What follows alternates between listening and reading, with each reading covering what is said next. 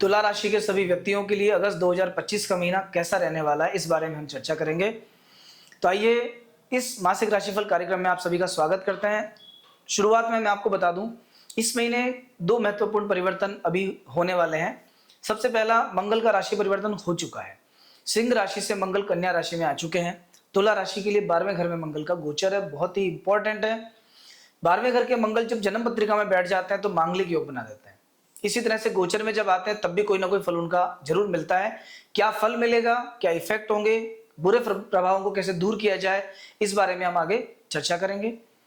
दूसरा जो इंपॉर्टेंट परिवर्तन है वह सूर्य का परिवर्तन। कर्क राशि से सिंह राशि में सूर्य का गमन होगा 16 अगस्त के दिन। आपकी राशि के अनुसार चतुर्थ दशम भाव से एकादश भाव में सूर्य का गोचर है। 10वें घर में सूर्य दिग्बली होते हैं, लेकिन एकादश भाव में भी कोई कम फल इन्हें नहीं मिलता है, बहुत अच्छे फल मिलते हैं।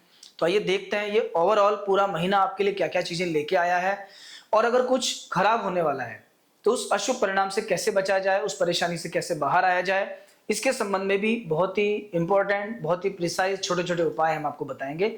लास्ट तक आप बने रहिए। स्वागत है आप सभी का। तो देखिए, सबसे पहले ये महीने में अभी तुला राशि के सभी व्यक्तियों का समय बहुत अच्छा चल रहा है। जैसा कि मैंने पिछले वीडियो में बताया था, बृहस्पति देव 9वें घर में विराजमान है। नवम भाव बृहस्पति का सबसे फेवरेट भाव है। यहाँ बैठे हुए बृहस्पति की दृष्टि आपके लग्न पे पड़ती है, शरीर की रक्षा करती है, हर परेशानी से, बुरी नजर से, शत्रुओं से, बीमारियों से, सभी से आपके मान सम्मान का प्रोटेक्शन होता है।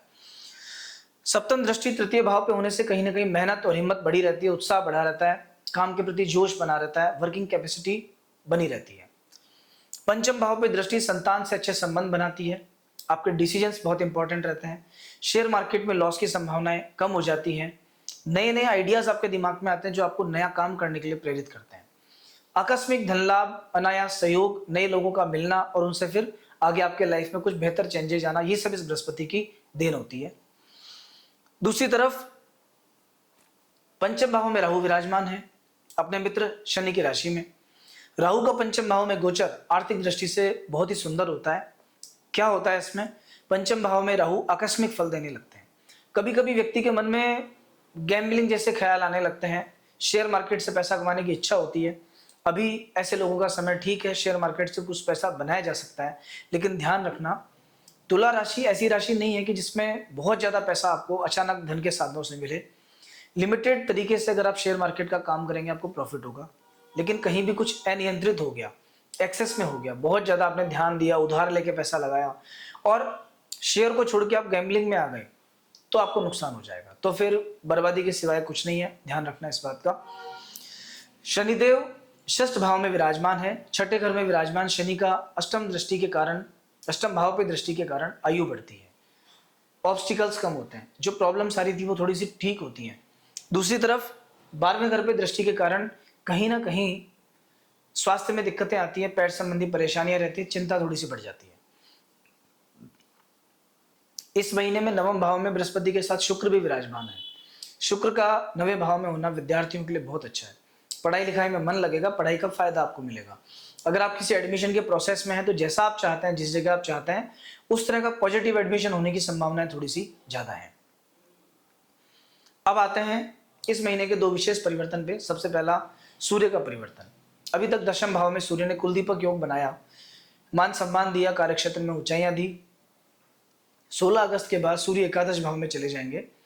लाभ के घर में पाप ग्रहों का होना व्यक्ति का प्रॉफिट बढ़ाता है, कहीं ना कहीं सोर्स ऑफ इनकम अधिक जनरेट होता है, शत्रुओं पर विजय प्राप्त होती है, मित्रों के सहायता से लाभ मिलता है, और अगर आप गवर्नमेंट सर्विस में हैं तो गवर्नमेंट सर्विस में विशेष उन्नति के नए नए अवसर आपको मिलते हैं।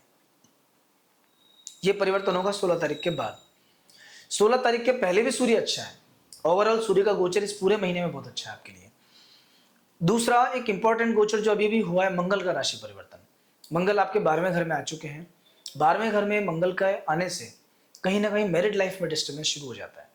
तो इस समय अपने दाम्पत्य जीवन का ध्यान रखना। पार्टनरशिप में काम करते हैं तो पार्टनर्स के साथ में झगड़ा नहीं हो, उसका ध्यान रखना। 12वें घर में मंगल क्रोध बढ़ा देते हैं, वाणी पर नियंत्रण खत्म हो जाता है, व्यक्ति ध्यान नहीं रखता उसे क्या बोलना है। कभी कभी गलत शब्दों का बोलने से कम्युनिकेशन प्रॉब्लम क्रिएट हो जाती है, थोड़ा कन्फ्यूजन क्रिएट होता है, मिसकम्युनिकेशन होता है। इस बात का ध्यान रखना, क्रोध पर नियंत्रण रखना।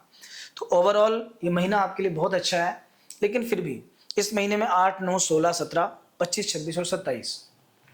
मैं फिर से रिपीट कर रहा हूँ, 8, 9, 16, 17, 25, 26 और 27। ये जो दिन मैंने आपको बताए हैं, इन दिनों में विशेष ध्यान रखना, कहीं ट्रैवल करने में, कहीं जाने में, कहीं आने में, किसी भी कामकाज में, नई चीज की शुरुआत में ये तारीखें नहीं लेना। अगर आप लेंगे तो कोई ना कोई काम बिगड़ सकता है आपका। इस महीने में जो उपाय की आवश्यकता है, थोड़ी सी आपको मंगल का उपाय करना बहुत जरूरी है। मंगल अभी लंबे टाइम यहाँ रहेंगे और ये बहुत सा नुकसान, आर्थिक नुकसान, शारीरिक परेशानियां, क्रोध, ये सब दे सकते हैं।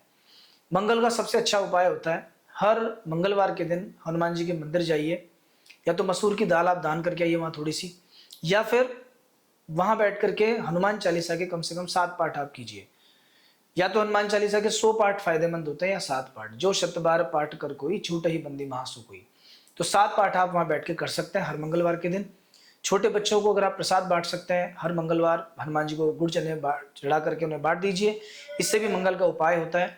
मंगल का एक विशेष बीज मंत्र होता है, ओम क्राम क्रीम क्रोम सह भूमाय नमः। ये जो मंत्र है, इसकी एक माला का जप आप प्रतिदिन कीजिए। ये सब उपाय करने से जो भी अशुभ फल मिल सकते थे वो नहीं मिलेंगे। अगर इस राशिफल में आपका कोई भी क्वेश्चन है, कोई भी चीज आप जानना चाहते हैं, हमसे कोई क्वेरी है, कमेंट बॉक्स में या व्हाट्सएप के माध्यम से आप हमें पर्सनली पूछ सकते हैं, उसका रिप्लाई आपको दिया जाएगा। चैनल को अगर आपने सब्सक्राइब नहीं किया है तो सब्सक्राइब कर लीजिए। अगले महीने फिर मिलेंगे। जय श्री कृष्णा, जय श्री राम।